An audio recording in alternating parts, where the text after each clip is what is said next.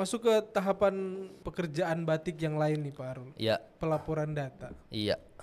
Wah, seksi nih. Ini yang selalu jadi bahan pertanyaan juga bagi mahasiswa. Iya. Ketika pertama contohnya adalah perubahan data mahasiswa. Oke. Mahasiswa salah namanya, Aduh. mahasiswa salah tempat lahirnya. Oleh akibat dari ketidaktelitian mahasiswa itu sendiri saat mengisi data di awal, sehingga pada saat teman-teman batik melaporkan ke PD Dikti tidak sinkron ke data yang dia update sekarang. Itu boleh diceritakan Pak Arul? Dari biodata tadi yang tidak lengkap atau yang tidak sesuai, itu dampaknya sebenarnya panjang. Tapi biasa mahasiswa tidak menyadari, nanti ada waktunya dia sadari. Ketika sudah selesai tugas akhir, mau menyinkronkan mungkin STR ya. STR-nya nggak bisa keluar karena datanya tidak sinkron. STR-nya sudah pakai data barunya? Data barunya. Jadi datanya tidak sinkron. Bahkan dengan Dukcapil ya, karena sudah connect dengan Dukcapil NIK-nya. Jadi tidak sinkron. Ini memang barang yang di awal, terjadinya di awal, tapi rasanya itu nanti belakang. Makanya cenderung yang melakukan PDM itu mungkin hampir 90% yang melakukan PDM itu adalah alumni. Sudah selesai, sudah tahap akhir dia perkuliahannya dan dia baru sadari, enggak bisa STR ku keluar Pak. Kenapa? Nama tidak sesuai dengan ijazah. Jadi ijazahnya tercetak kan, ijazah kan digenerate dari Simakat langsung kan.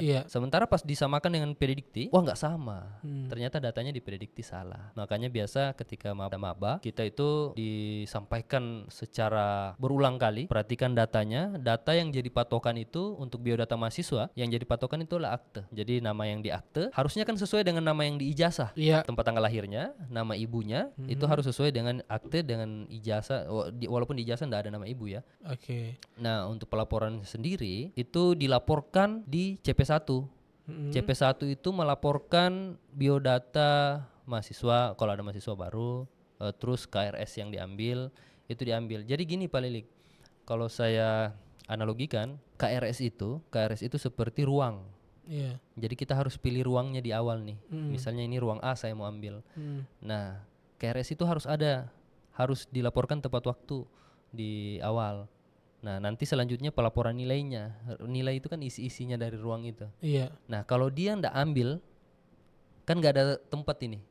Nilai-nilainya nggak ada tempat mau dilaporin kemana. Jadi yang dilaporkan itu adalah biodata sama KRS-nya mahasiswa. Tentu di dalam KRS banyak koneksi ya. Koneksi ke jadwal, koneksi ke dosen, mahasiswanya dan lain-lain. Nah, untuk melaporkan nanti di CP2 itu nilai-nilainya.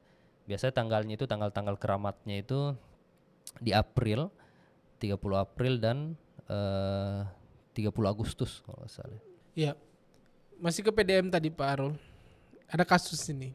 Kan tadi kalau katanya Pak Arul kan harusnya nama di akte dan ijazah itu sama. Apalagi ijazah SD, SMP, SMA, kan ijazah di UWN akan mengikuti ijazah dari terakhirnya. Dari terakhir ya. Ternyata Pak Arul, nama di aktenya salah Pak.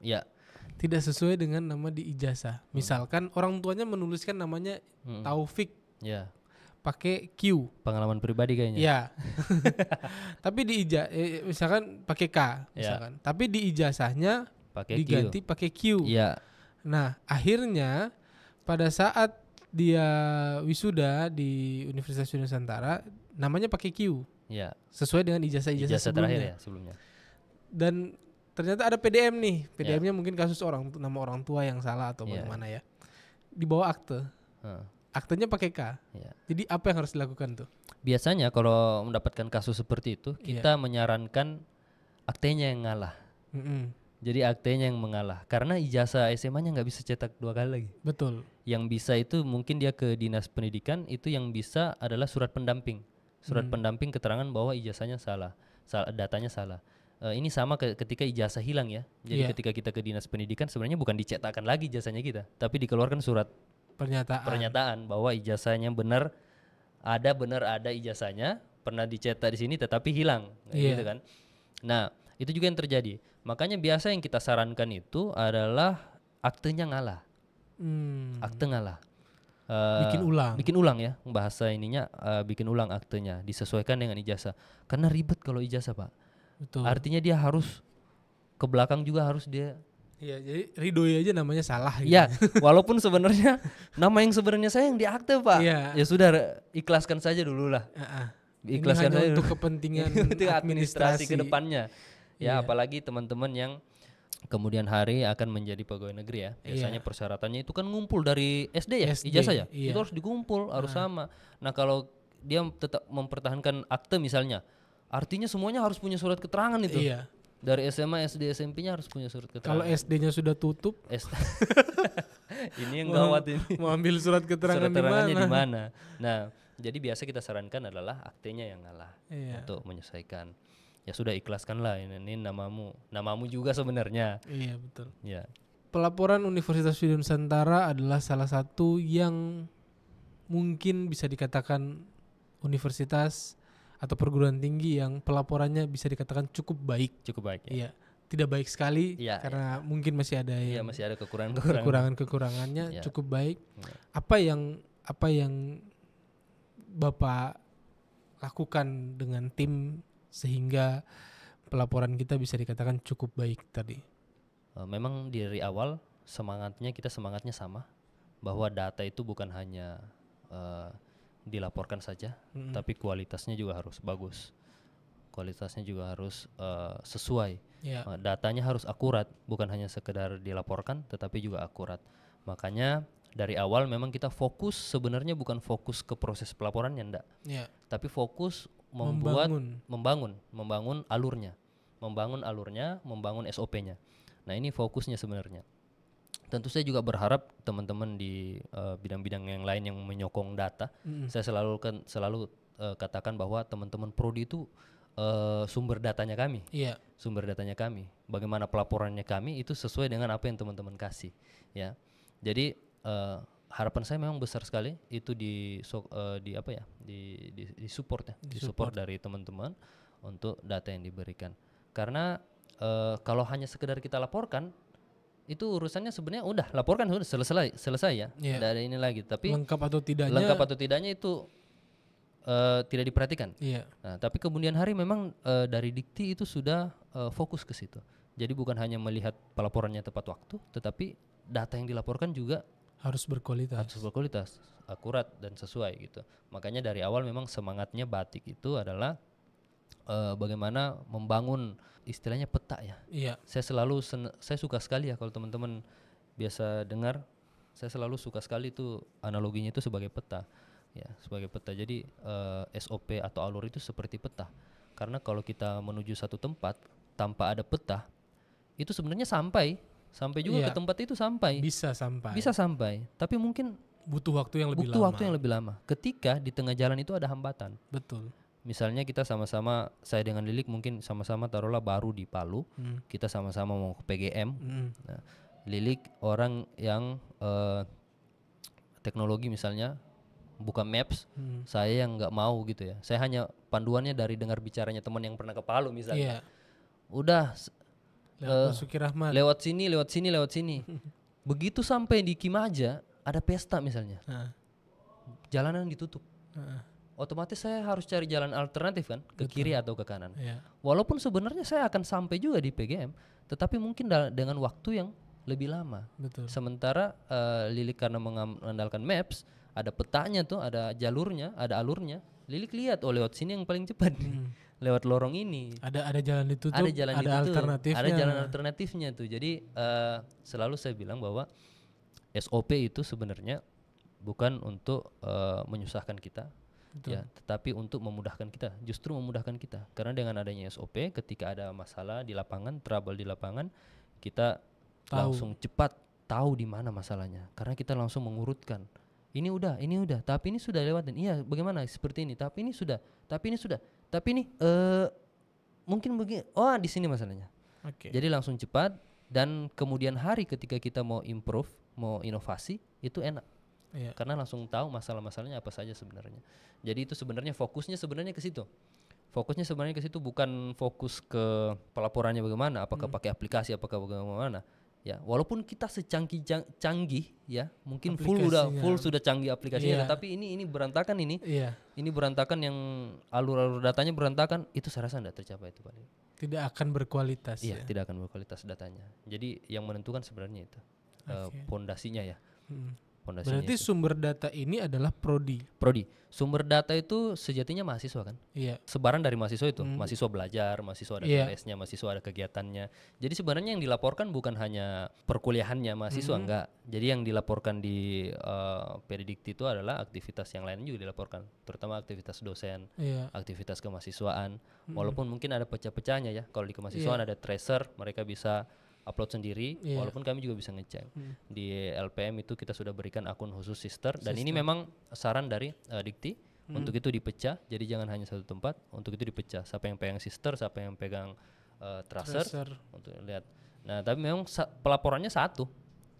Pelaporannya satu itu. Pintunya tetap satu. Pintunya tetap satu. Jadi kita ngambil dari Simakat, masukin ke Neo ya, Neo Feeder itu. Dari situ sinkron baru dia masuk ke Dikti. Oke. Kalau data ke PD Dikti sudah masuk, Ya. itu tidak bisa Diganggu gugat lagi.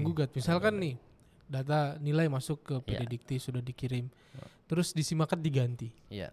Itu yang berubah yang di Simakat saja. Simakat saja. Simakat saja. Di PD Dikti tidak akan berubah. Contohnya biodata. Iya. Biodata mahasiswa. Misalnya dia salah namanya misalnya. Yang banyak salah nama biasa masalah titik sih sebenarnya. Iya. Masalah titik misalnya moh titik. Iya. Tapi yang dia inputkan di Simakat tidak pakai titik. Ya. Jadi itu sudah terlapor ini. Ini misalnya sudah terlapor ke PD Dikti. Iya. Dia menyadari nih mahasiswa, salah nama aku ini. Dia ganti. Jadi terganti di Simakat saja, tapi yang di Dikti sudah nggak bisa diganti. Jadi nggak bisa, walaupun kita sinkron, kan sinkron lagi nih. Sinkron ulang. Di CP berikutnya kan sinkron lagi, itu nggak akan terganti biodata karena dia tarik satu kali. Nah, bisa gantinya melalui proses yang disebut dengan PDM, perubahan data mahasiswa. Yang tadi sudah kita bahas itu. Dan ada syarat-syaratnya. Sebenarnya syarat-syaratnya itu lumayan sih sebenarnya ya. Lumayan agak ribet juga ya. Jadi memang mahasiswa biasa kita tekankan di awal, pastikan datamu jangan sampai salah. Jangan kau main-mainin. Biasa ada juga yang dia rasa enggak mungkin. Jadi ditulisin misalnya namanya lilik yang mungkin I jadi ganti Y biar keren-kerenan gitu ya. Biar keren-keren. Akhirnya di ujung memang enggak langsung terasa nih. Ini ada salah data PDM itu enggak langsung terasa. Pasti terasanya ketika mereka akan terbit ijazah atau akan terbit ISTR, itu baru mereka terasa. Bagaimana Pak Arul melihat media ini dari proses kita mengusulkan sampai akhirnya Bapak ada sendiri di sini? Sebenarnya tentu ini juga tidak lepas dari dukungan pimpinan ya, yayasan, rektor dan pimpinan-pimpinan yang lain ya, para warek-warek ya. Sebenarnya ada cerita yang menarik sebenarnya di balik pembentukannya media itu. Itu ketika di awal ini Pak Lilik masih di prodi ya, menurut saya masih di prodi. Bapak tercetus itu, bincang-bincang dengan saya dengan Pak Aldi, Pak Rektor tercetus, bagaimana kalau kita ada podcast? Bagus sih Pak gitu. Tapi saya dengan Pak Aldi ini langsung tatap-tatapan. Karena dunia IT itu tidak selebar semua daun kelor. Iya, tidak selebar daun kelor, tidak semua satu orang IT itu bisa menguasain semua bidang IT itu. Ya, contohnya Pak Aldi yang memang fokusnya di coding, program, dan saya fokusnya di data. Kita langsung lihat-liatin. Walaupun secara umum kita bisa melakukan itu, tapi itu mengkhawatirkan untuk kami berdua, Pak. Mengkhawatirkan untuk kami berdua. Makanya dari situ kita mengusulkan, kalau memang Bapak mau buat, kita harus tambah orang nih Pak. Siapa yang lebih berpengalaman di bidang streaming. Ya, di bidang streaming. Pada saat itu kayak pikir-pikir ya mungkin Pak Lilik aja mungkin bisa Pak. Karena dulu ada studio ya. Ada studio, maksudnya sudah lebih berpengalaman untuk mengelola itu dibanding kita. Akhirnya masuk. Memang perkembangannya dari awal menarik sebenarnya untuk disimak. Karena banyak yang pesimis juga ya dengan ini. Dan itu wajar karena sesuatu gebrakan baru sebenarnya. Kalau mau kita lihat di kampus-kampus yang lain ya. Di kampus-kampus yang lain mungkin belum terfikir ke sana pada saat itu. Mungkin terfikir tapi mungkin hanya sekedar lewat ya. Iya. Tapi pada saat itu Pak Rektor udah bisa nih kita bikin. Bisa ini kita jalankan seperti ini, kita buat seperti itu. Satu yang selalu saya ingat dari Pak Rektor, semangatnya ya, yang tentu ini kita bisa terapkan di prinsip kehidupan kita atau dalam dunia pekerjaannya kita. selalu prinsipnya satu langkah di depan. Saya awal masuk 2019 di wawancara selalu itu prinsipnya beliau. Jadi maunya itu satu langkah di depan. Jangan kita sama deh loh. Yeah. Kita harus ada satu langkah, baik secara realnya ataupun konsep. Jadi konsep itu, dan jadi konsep bukan hanya konsep tapi harus diterapkan. Nah itulah yang menjadi semangatnya itu. Memang ada beberapa yang akhirnya bisakah? Sebenarnya pesimis bukan berarti tidak mendukung ya, tapi mungkin belum terlalu yakin. Bisakah? Bagaimana nanti? Apa yang harus dilakukan begini? Dan itu wajar sebagai manusia. Wajar. Justru itu bagus, karena kita akan menyiapkan apa saja kemungkinan yang terjadi itu. Akhirnya bertahap.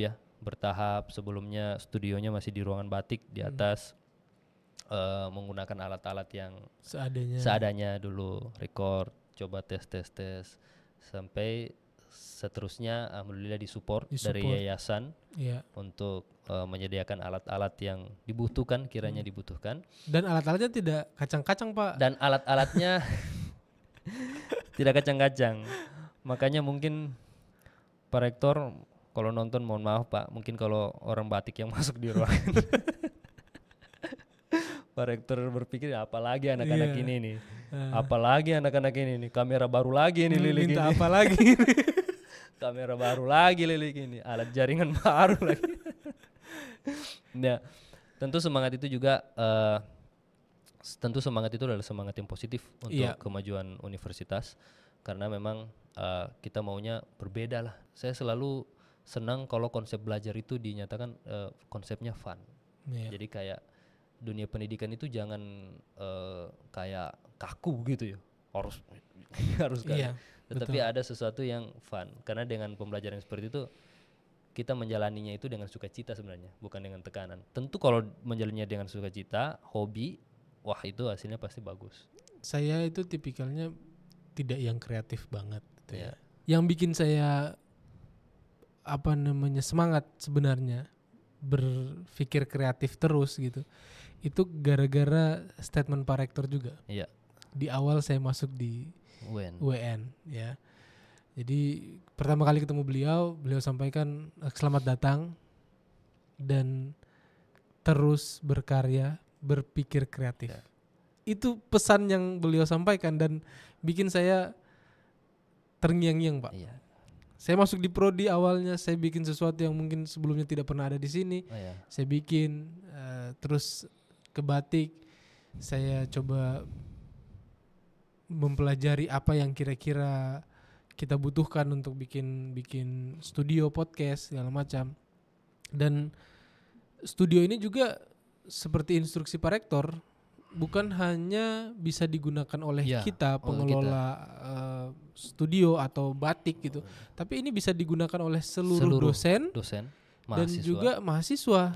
Bahkan yang lebih anunya lagi nih, ini bisa disewakan Pak. Benar. Ya, bisa digunakan teman-teman dari luar. Jadi kalau ada teman-teman di luar yang butuh fasilitas podcast ya, silakan. Ya boleh datang ke UN. Studio kita ada 4 set yang bisa disewakan, bisa digunakan untuk budgetnya nanti calling kita saja. Ya, pokoknya kalau kayak bahasa marketplace nego sampai deal. Ya. Jadi ini bisa dipakai. Bisa dipakai. Memang semangat awalnya kan itu sebenarnya untuk membuat studio podcast ini bukan hanya civitas saja, tetapi bagaimana kita bisa memfasilitasi, membantu teman-teman yang di luar mungkin belum ada fasilitas itu untuk menerbitkan karya-karya misalnya. Karena bukan hanya terbatas di podcast sebenarnya. Studio ini. Misalnya ada dosen yang ingin membuat bahan ajar misalnya. Itu terbuka sekali. Senang sekali kita. Kita sudah ada fasilitas, tinggal digunakan aja. Misalnya saya mau buat bahan ajar, nanti ke depannya kita ini kan semua arahnya ke learning management system. Nah, itu tentu membutuhkan bahan ajar digital, video-video pembelajaran. Daripada kita hanya menggunakan yang dari YouTube karya orang lain, kenapa kita tidak bikin sendiri? Bikin sendiri video itu. Nah, itu semangat ke depannya kan seperti itu sebenarnya. Jadi memang mungkin masih malu-malu. Karena ini kan sesuatu yang baru ya. Di budayanya kita itu kan sesuatu yang baru ya. Budaya timur ini kan agak pemalu ya. Ya. Jadi mungkin sesuatu yang baru, menyesuaikan itu yang mungkin butuh waktu. Tetapi saya rasa step yang dilakukan teman-teman media itu sudah bagus sekali. Karena gini, kita bisa saja langsung followers dengan cara-cara yang mungkin pemirsa juga sudah pada tahu ya. Tetapi itu tidak akan berdampak apa-apa sebenarnya, hanya jadi jumlah saja. Jadi memang sebenarnya platform-platform digital seperti ini, YouTube dan lain-lain, itu sebaiknya memang dia apa bahasanya? Organik. Dia organik. Memang dia harus organik agar dia memperkuat akarnya dulu, base-nya dulu, baru dia tumbuh. Seperti filosofi bambu kan, dia berapa tahun dia tumbuh itu naiknya cuma berapa senti per tahun. Nanti tapi akarnya kuat. Tapi akarnya kuat, base-nya kuat. Nah, ketika akar kuat itu enak sudah mainnya. Bahkan mungkin bukan kita lagi yang cari bangsa pasarnya mungkin sudah datang sendiri untuk mencari. Jadi memang ini udah tahun keberapa? Kedua dong. Tahun kedua. Di tahun kedua dengan jumlah followers dan jumlah viewers yang segitu, saya rasa sudah bisa lah. Sudah bisa lah ya. Sudah bisa dikatakan inilah sebenarnya ya. Cuma memang kita butuh support dari teman-teman juga, Civitas juga, untuk promokan keluar. Untuk promokan keluar. Karena sebenarnya bisa besar gaungnya itu kalau kita promokan, kalau kita sampaikan. Kalau kita sampaikan ya di sana ada studio. Macam pernah kan saya dapat pagi-pagi datang ada dosen dari Poltekkes mungkin. Datang, dia lihat-lihat. Saya berdiri di depan studio, dia lihat-lihat aja, Pak. Enggak berani dia negor. Enggak berani menegur duluan. Jadi saya langsung tanya, "Kenapa, Bu? Ini apa?" "Oh, ini studio. Kalau Ibu mau lihat boleh, tapi saya mau mengajar." "Enggak apa-apa, Bu, enggak lama." Saya ajak dia ke dalam. "Oh, studio ini ya?" "Iya, siapa tahu Ibu mau podcast." Akhirnya podcast Ibu itu ya? Belum ya? Belum ketemu jadwalnya. "Oh iya, nanti kalau bisa saya ini ya." "Iya, silakan, Bu. Ini boleh untuk dari luar." "Enggak apa-apa, Bu. Boleh. Silakan, boleh."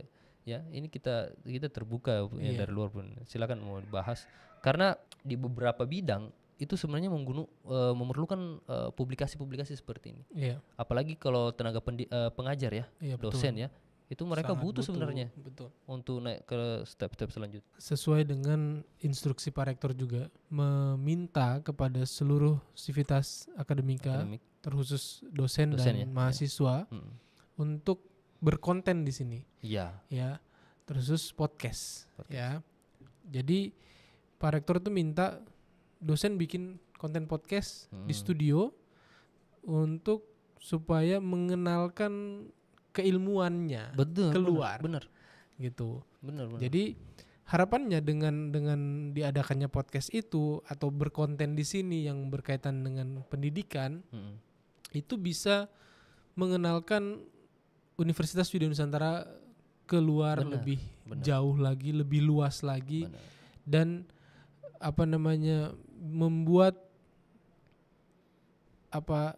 Universitas Widya Nusantara kelasnya naik gitu. Nah, makanya melalui podcast ini juga kita sampaikan ini supaya teman-teman dosen tidak usah malu-malu. Nah, kalau malu bertanya, chat saja. Atau datanglah di sini. Iya, datang ke studio. Kalaupun langsung kalaupun mungkin malu ya. Iya, malu bertanya langsung datang saja atau chat lah. Kita bertiga atau berempat di sini ya, kita di chat saja. Pak, kira-kira ada konsep seperti ini, Pak. Kira-kira bagaimana? Oh, nanti kita yang betul. Jadi sebenarnya, Pak, kalau mau podcast itu kalau mau datang tiba-tiba juga boleh. Iya. Pak, saya mau podcast, saya mau bahas ini. Boleh, yang penting kita lagi free ya. Lagi free, tidak lagi ada schedule hari itu. Iya. Tapi kalau misalkan mau brainstorm dulu sama kita juga silahkan gitu. Jadi mau tanya dulu bagaimana sih sebenarnya podcast itu, mau tanya bagaimana sih caranya kita. Apakah saya harus jadi podcasternya atau saya sebagai narasumbernya, bintang tamunya gitu. Ya nanti kita obrolkan dulu. Betul. Konteks apa yang akan kita jadikan obrolan di dalam podcast. Basicnya kan podcast ini adalah ngobrol ya. Ngobrol. Bukan wawancara gitu. Bukan wawancara sesuatu yang harus ada teks dan segalanya. Betul. Dan tidak mesti harus di meja ini. Kalau misalkan ada set-set yang lain ya. Kalau misalkan merasa kayak meja terlalu formal, misalkan mau yang lebih santai, boleh kita pakai sofa, pakai kursi. Bahkan ada set karpet ya. Kalau mau lebih santai lagi. Ya, mau lesehan juga boleh. Lesehan gitu. Ya. Gitu. Jadi silahkan teman-teman dosen, mahasiswa terkhusus juga untuk tidak malu-malu datang ke studio UN. Ya, ketemu kami di sini. Ya. Kita bisa diskusi dulu kecil, kira-kira bahasan apa yang mau dibahas. Benar. Ada tambahan kira-kira Pak Rul? Kalau tambahannya saya sebagai ini saja sebenarnya. Mungkin motivasi ya untuk teman-teman mahasiswa. Kalau saya itu sangat sebenarnya begini, saya agak-agak ngeri sebenarnya di awalnya. Agak ngeri di awalnya. Saya itu sangat sayang kalau kita harus melewati masa muda itu tanpa suatu karya. Betul. Apakah itu karyanya? Tentu karyanya di mana saja bisa ya. Nah, salah satunya kita sudah difasilitasi studio podcast. Teman-teman bisa karena setelah kita tua nanti itu kan yang menjadi cerita itu adalah kenangan-kenangan masa muda itu kan. Betul. Yang mungkin pada saat masa muda sulit dilewati, tetapi ketika kita sudah lewati kan jadi cerita yang ini ya. Apalagi kita menghabiskan itu dengan berkarya. Nah, karena memang sayang sekali karena ketika kita sudah mati, yang jadi diingat orang di belakang itu adalah karyanya kita. Iya.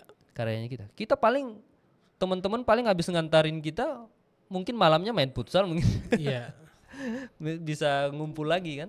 Tetapi apa yang akan menjadi yang pengingatnya mereka itu adalah karya. Tentu karya yang bagus. Iya. Jangan karya yang abal-abal atau yang karya-karya yang justru tidak positif ya. Justru tentu karya-karya yang bagus. Nah, sayang sekali apalagi kalau masih muda kita. Karena saya sempat bincang-bincang dengan mahasiswa Pak Lilik. Mahasiswa gini pikirannya.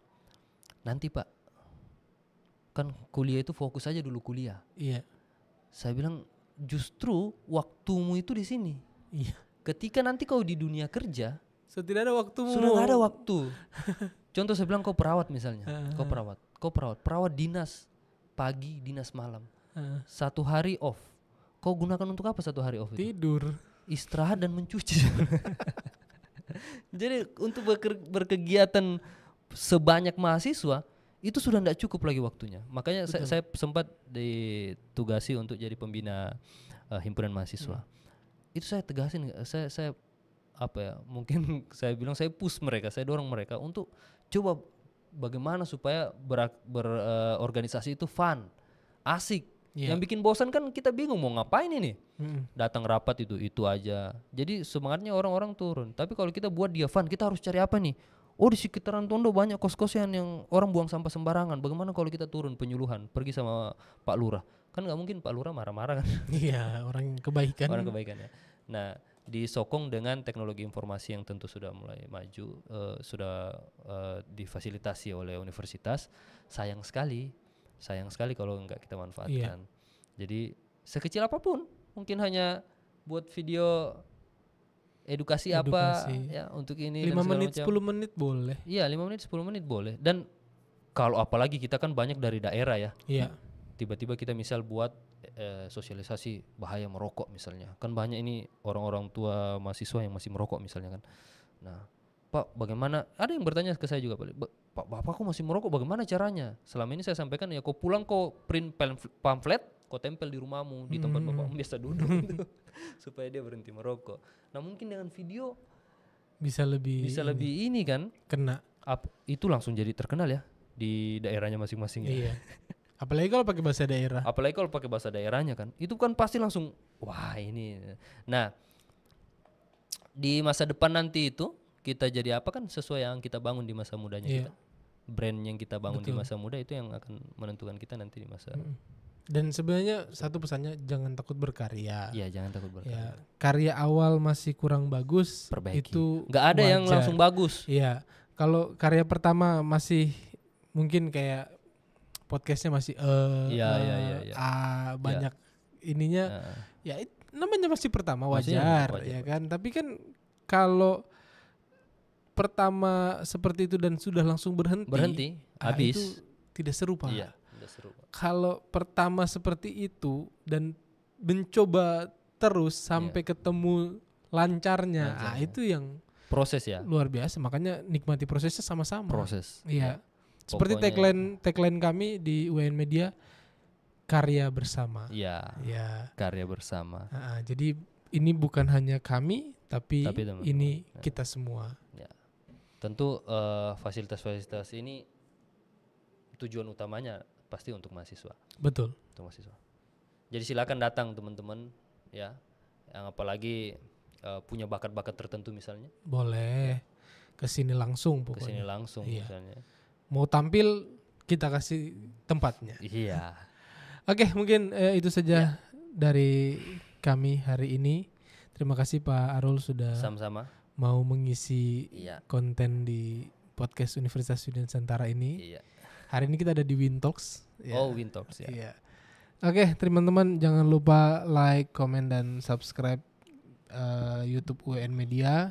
Share juga video-video kita ke keluarga kalian, ke teman-teman kalian yang ada di luar sana supaya penonton kita makin banyak dan kita makin terkenal di luar dan banyak mahasiswa yang mau kuliah di Universitas Sudia Nusantara. Sekian dari kami, sampai jumpa.